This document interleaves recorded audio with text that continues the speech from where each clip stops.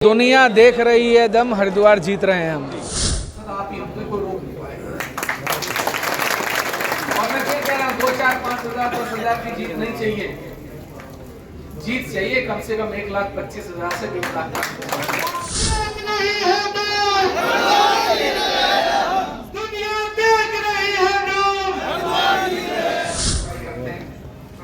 लेकिन किसी की बुराई सुन के मैं ये नहीं कह सकता कि भाई तू मेरे यहाँ नहीं आओ, क्योंकि कोई भी किसी से संतुष्ट नहीं है। मेरे साथ जो लोग पहले दिन से जुड़े हुए हैं और ईमानदारी से काम कर रहे हैं, मैं उन्हें बिना गलती के नहीं हटा सकता। ये क्या है? आप मुझे कारण ला के दीजिए, आप मुझे ऐसा कारण दीजिए कि उसने आपके साथ क्या दुर्व्यवहार किया, उसने कौन सी चोरी की, उसने कौन सी चकारी की, उसने कौन सा भ्रष्टाचार किया। मैं 1 मिनट नहीं लगाऊंगा, आपसे पूछूंगा। लेकिन कौन रहेगा और कौन नहीं रहेगा ये तय तो नहीं करूंगा। और मैं इसलिए करूंगा क्योंकि मैं जानता हूं कि मेरा काम कैसे चल रहा और कैसे नहीं चल रहा, ठीक चल रहा है या नहीं चल रहा, खराब चल रहा है या गलत चल रहा है, सही चल रहा है। आप ईमानदारी से जानते हैं कि ऐसा नहीं है, हर एक दूसरे की बुराई कोई ना कोई करता है। मेरे पास भी अगर अलग अलग जगहों से लोग आते हैं तो कोई आदमी फलाना बैठा होता तो उसके उठते कहता है भाई साहब ये तो उस दिन वहां बैठा था फलाने के पास। अब मैं उसकी बात मान के उसे ये नहीं कह सकता कि भाई फलाने के पास बैठा था, अब मत आना मेरे पास। जो नेता होता है उसे सबको साथ लेके चलना पड़ता है, क्योंकि वो परिवार का संरक्षक होता है। सबकी नाराजगी, सबकी खुशी, सबका सुख दुख से हर चीज सुननी पड़ती है, सहनी पड़ती है। मैं आपको ईमानदारी से बताऊं, मेरी जिंदगी में मुझे याद नहीं है इस बात का कि कब ऐसा समय था कि इस देश में 5, 7, 10 मुख्यमंत्री मेरे दोस्त ना रहे। सन 2000 के बाद तो मुझे याद नहीं, बल्कि 98 से समझ लीजिए। 98 में पहली बार जब शीला दीक्षित जी मुख्यमंत्री बनी थी तो स्टेज पे सिर्फ मात्र 3 लोग थे, मैं और एक जगदीश शर्मा और शीला जी, जिस दिन उन्होंने गवर्नर हाउस में शपथ ली। उसके बाद आप चाहे आंध्र प्रदेश की बात करें, आप चाहे तमिलनाडु की बात करें, आप राजस्थान की बात करें, आप मध्य प्रदेश की बात करें, आप हरियाणा की बात करें, आप अरुणाचल की बात करें, नॉर्थ ईस्ट स्टेट में तो कोई ऐसा सीएम था ही नहीं जो मेरा मित्र ना रहा। बहुत सारे लोग इस बात को आश्चर्य करते हैं कि उमेश भाई आप इतना पोलाइट कैसे हो गए, आप इतना झुकने कैसे लग गए। बोले आप जैसा आदमी जो जिंदगी में कभी झुका ही नहीं, कभी ना सरकारों के सामने झुका, ना कभी किसी और के आगे झुका। मैंने कहा मैं उनके आगे झुकता हूँ क्योंकि वो मुझसे मोहब्बत करते हैं, मुझसे प्यार करते हैं। मैं उनके आगे इसलिए झुकता हूँ क्योंकि मैं उनके परिवार का संरक्षक हूँ और वो मेरे परिवार के सदस्य हैं। उन्होंने मुझे अभिमान और स्वाभिमान दोनों के साथ चुना है, उन्होंने अपना विधायक चुना है। तो आज ये मेरी ड्यूटी है, ये मेरा कर्तव्य है कि मैं उनकी नाराजगी भी सुनूं, मैं उनकी जो मेरी आलोचना करें वो भी सुनूं, मेरी प्रशंसा करें मैं वो भी सुनूं। तो मैं आप सब लोगों से ये कहना चाहता हूं कि मुझे कमजोर करने का प्रयास सार्वजनिक तौर पे ना करें। आपको कोई नाराजगी किसी से, आप आके मुझसे कहें, और अगर आप सार्वजनिक तौर पे कहेंगे तो फिर भाई किसी का बाप मुझसे कोई बात नहीं मनवा सकता है, मैं इतना भी जिद्दी हूं। आपकी बात मैं ना सुनूं, आपकी बात मैंने ना सुनी हो, आपको सम्मान ना दिया हो, आपकी नाराजगी दूर ना करने का प्रयास करूं, आप स्वतंत्र हैं, आप जाइए मेरे खिलाफ आपको जो बोलना है बोलिए, मैं कुछ नहीं बोलूंगा। लेकिन पहला काम आपका ये है कि आप नाराज क्यों हैं मुझे आके अकेले में बताएं। मैं आपकी बात ना सुनूं, आपकी बात को गंभीरता से ना सुनूं, उसके बाद आप स्वतंत्र हैं, आप जो कर सकते हैं। इसलिए सार्वजनिक मंचों पर मुझे कृपया करके टैग ना करें ऐसी पोस्टों में जिसमें आप मुझे कोई उल्टी सीधी सलाह दे रहे हो या आप मेरे खिलाफ कुछ बोल रहे हैं। मेरा सबसे निवेदन है।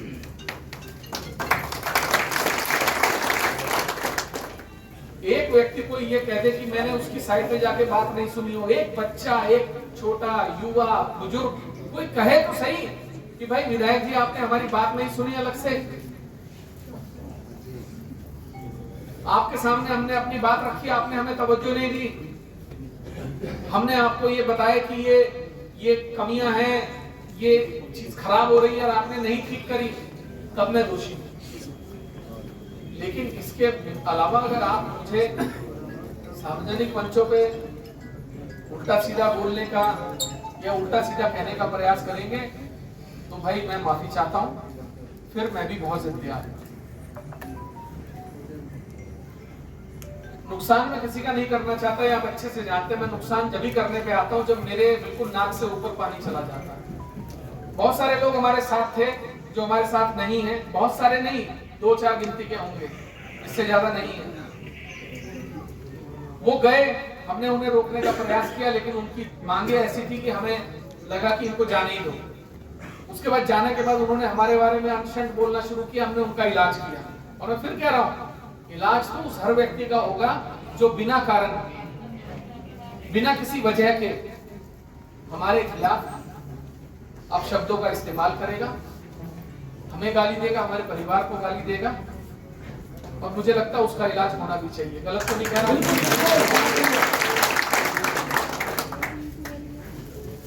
नितिन कट्टा वाला मामला था जिसमें उसने सार्वजनिक तौर पे वीडियो सोशल मीडिया पर वायरल हुआ, उसने शुरुआत यहीं से करी, गाली दो, आप दूसरे की प्रशंसा करो, आप हमें फलाने का बच्चा बोलो, और तब भी हम आपका इलाज ना करें, तब भी हमारी नाम रखें, तब भी हमें डूब मरना चाहिए कि हम तुम्हारा इलाज नहीं कर पाए। तो मेरा ये कहना है भाई कि मैं बहुत जल्दी किसी पे उत्तेजित नहीं होता, बहुत जल्दी किसी से नाराज नहीं होता। मेरा तो हमेशा ये सिद्धांत रहा है कि क्षमा बड़न को चाहिए, छोटे को बात, कोई बात नहीं। बहुत सारे बच्चे मुझे उल्टे सीधे मैसेज डाल देते हैं गुस्सा होकर, तब भी कहता हूँ कोई नहीं, बच्चा है, फोन करके समझा देंगे, और समझ भी जाते हैं, बहुत कोई बड़ी बात नहीं है। बहुत सारे लोग इस विधानसभा में नाराज होते हैं, मेरे से बात कर लेते हैं, समझ जाते हैं, खत्म हो जाती है। तो मेरा यही कहना है कि अगर आप मेरे अपने हो, आप मेरे साथ में हो, आप मुझसे मोहब्बत करते हो, तो आप मुझे ऐसी कोई हरकत नहीं करोगे कि आप मुझे सार्वजनिक मंचों पर कमजोर करने का प्रयास करो। गलत कह रहा हूं या सही कह रहा हूं? अगर आप मेरे हो ही नहीं और आपको मुझसे मोहब्बत ही नहीं है, तो फिर आप मेरे हितैषी नहीं हो, क्योंकि आप सार्वजनिक मंचों पर मुझसे सवाल कर रहे हो। ये कोई भी व्यक्ति जो आपका अपना है कभी नहीं करेगा, ये सच्चाई है।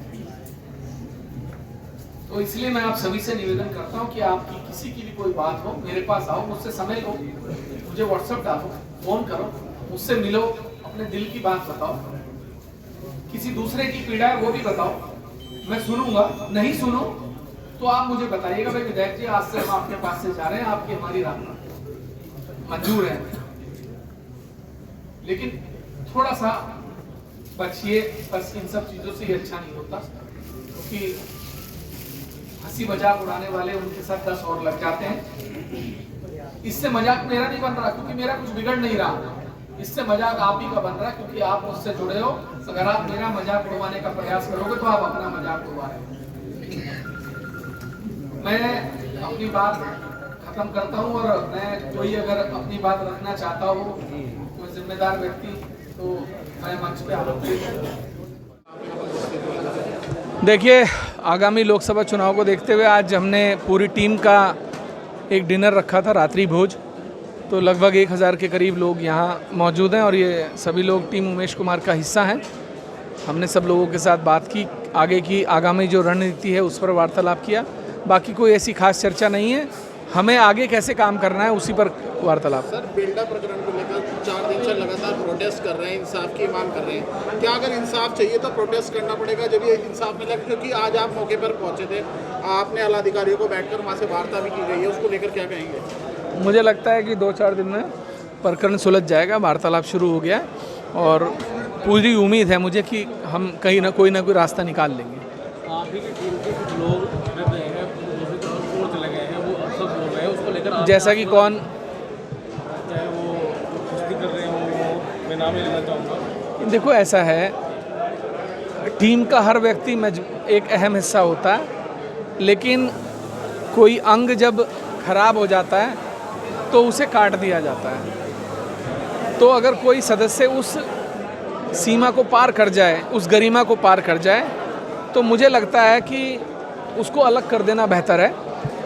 आप अपने रास्ते, हम अपने रास्ते, लेकिन मुझे एक गर्व इस बात का बहुत बड़ा है अपने ऊपर भी और पूरी टीम पर भी कि 1.5 साल चुनाव का नवंबर हो जाने पे मुझे 2 साल हो जाएंगे पूरे इस क्षेत्र में आए हुए।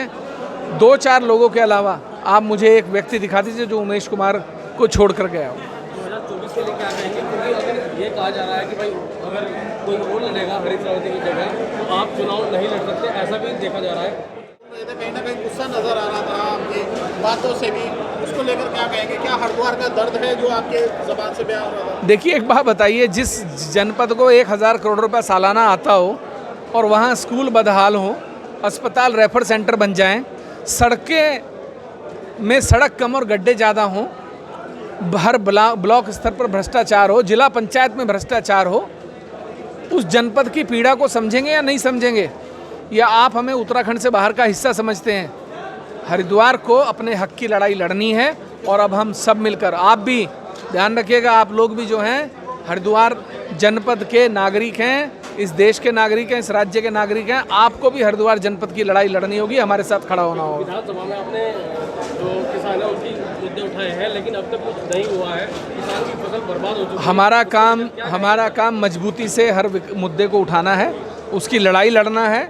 बाकी काम सरकार का है, वो हमारी सुनती है नहीं सुनती, लेकिन हम अपनी लड़ाई इतनी मजबूती से ज़रूर लड़ेंगे कि सरकार को इस बात का एहसास रहे कि कुछ भी गलत करने से पहले 10 बार सोचे। किसानों की लड़ाई आप लड़ रहे हैं, अगर वो सरकार ने नहीं सुनी तो अगला कदम क्या होगा? अगला कदम यहाँ से हरिद्वार यात्रा के माध्यम से देहरादून कूच करेंगे। सर 2024 को लेकर उमेश कुमार कितना तैयार है? आप लोग पत्रकार हैं, आप लोग हर समय एनालिसिस करते रहते हैं और आप सब लोग मेरे वरिष्ठ साथी हैं। मैं तो बहुत छोटा सा हूँ पत्रकारिता में, आप सब लोगों ने तो कई सेशन देख लिए, तो आप लोगों का भी तो कुछ एनालिसिस होगा। आप लोग भी तो क्षेत्र में घूमते हैं, आपको क्या लगता है उमेश कुमार की स्थिति क्या है? सब जनता जानती है। तो इसका मतलब फिर आपने काम नहीं किया फील्ड में ठीक से। एक बार फील्ड में जाइए और मेरे से मत पूछिए, अपने बारे में हर कोई अच्छा बोल देगा, मैं तो कहूँगा मैं इतना मजबूत हूँ, मैं ये कर दूँ। नहीं, क्षेत्र में जाइए, लोगों से बात करिए, लोगों से उमेश कुमार के बारे में पूछिए वो क्या कहते हैं, वो बेहतर राय होगी। अगर मेरे बारे में अच्छी राय होगी ठीक है, बुरी होगी तो मैं उसे सुधारने का प्रयास करूँगा। किसान नेता महापंचायत कर रहे हैं, क्या आप उनका साथ देंगे? साहब मैं हर उस व्यक्ति का साथ दूंगा जो किसानों की लड़ाई लड़ रहा है, जो हरिद्वार जनपद की ईमानदारी से लड़ाई लड़ रहा है। मैं किसी भी ठेकेदार को, किसी भी ठेकेदार संस्था को कोई समर्थन नहीं दूंगा। जो लोग दिल से हरिद्वार जनपद की लड़ाई लड़ेंगे उनका साथ दूंगा। लेकिन एक बात और भी है, जैसे आप कह रहे हैं कि भाई आप चुनाव लड़ रहे हैं, जो हरिद्वार क्षेत्र है, जो प्लेन क्षेत्र है, वहाँ से तो आपको वोट मिल जाएगी, लेकिन जो डोईवाला की सीट है, जो वो बेल्ट है, वहाँ से आपको वोट। डोईवाला की बेल्ट ऋषिकेश, डोईवाला, धर्मपुर, यही कहना चाहते हो ना? कल ऋषिकेश देख लेना।